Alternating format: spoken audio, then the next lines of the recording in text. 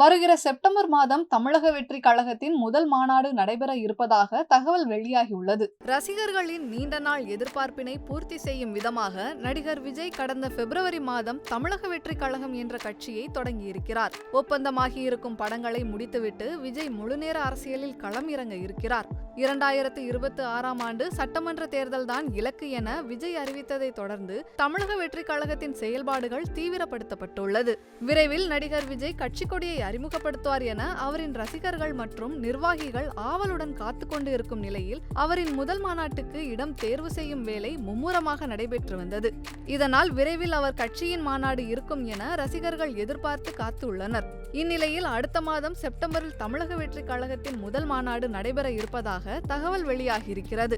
திருச்சி மாவட்டம் பொன்மலை பகுதி ஜி கார்னரில் செப்டம்பர் 25ஆம் தேதி முதல் மாநாட்டை நடிகர் விஜய் நடத்த திட்டமிட்டு இருப்பதாக கூறப்படுகிறது. இதற்காக திருச்சி ரயில்வே கோட்ட மேலாளரிடம் தமிழக வெற்றி கழக நிர்வாகிகள் கோரிக்கை கடிதம் வழங்கியுள்ளதாகவும் தகவல் வெளியாகியிருக்கிறது. விரைவில் தமிழக வெற்றி கழக தலைவர் விஜயிடம் இருந்து அதிகாரப்பூர்வ அறிக்கை வெளியாகும் என எதிர்பார்க்கப்படுகிறது. செய்திகளை உள்ளது உள்ளபடி தெரிந்து கொள்ள ரெஃப்ளெக்ட் நியூஸை சப்ஸ்கிரைப் பண்ணுங்க.